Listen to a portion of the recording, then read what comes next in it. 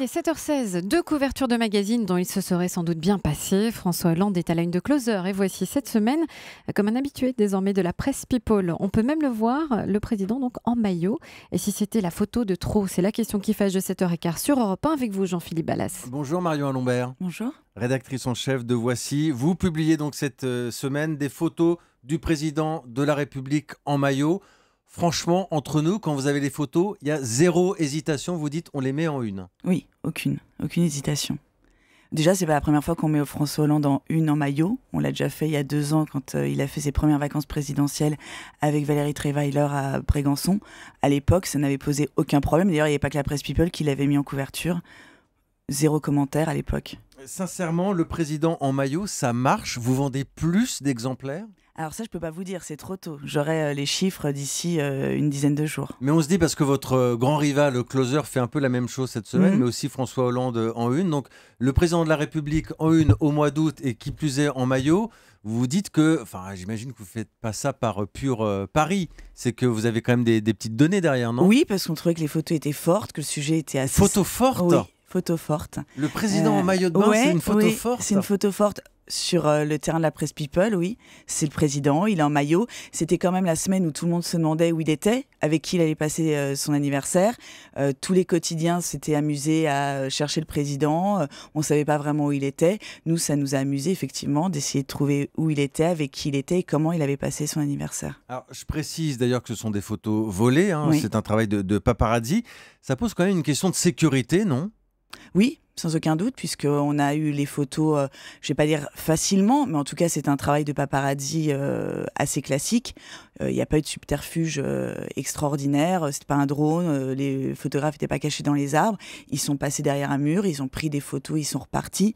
Donc oui, effectivement, ils ont pris des photos, quelqu'un d'autre aurait pu faire autre chose. Vous avez une idée de comment ça réagit à l'Élysée quand on apprend qu'une paparazzade a eu lieu comme ça sur le président de la République ? Non, je n'ai pas de retour particulier.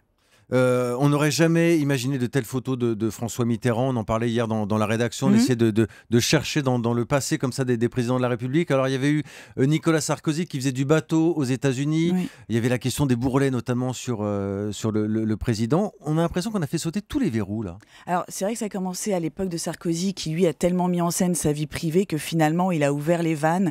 Et derrière François Hollande pâtit un peu de ça effectivement. À l'époque de Sarkozy, ça a commencé avec lui, ça a continué avec Ségolène Royal. François Hollande, on l'avait déjà fait, hein, nous, à l'époque en 2009, en Thaïlande. À l'époque, il était en maillot de bain, il avait un bob à fleurs sur la tête. Ça avait fait rigoler tout le monde, mais ça n'avait pas fait un scandale puisqu'il n'était pas encore président de la République. Mais des politiques en maillot de bain, on en voit maintenant partout, tout le temps. Il n'y a pas que dans la presse People, hein, dans beaucoup de news, voire aussi dans des quotidiens. Effectivement, c'est devenu des people comme les autres. Mais là, on parle du président, cette désacralisation de la fonction. C'est l'époque qui veut ça ou c'est François Hollande ? Alors, l'époque veut ça, puisque maintenant, même sur Internet, je veux dire, tous les commentaires sont plus agressifs. Effectivement, Sarko a ouvert la porte à ce type de phénomène. Maintenant, là où c'est plus compliqué avec François Hollande, c'est qu'il maîtrise beaucoup moins ce type de communication.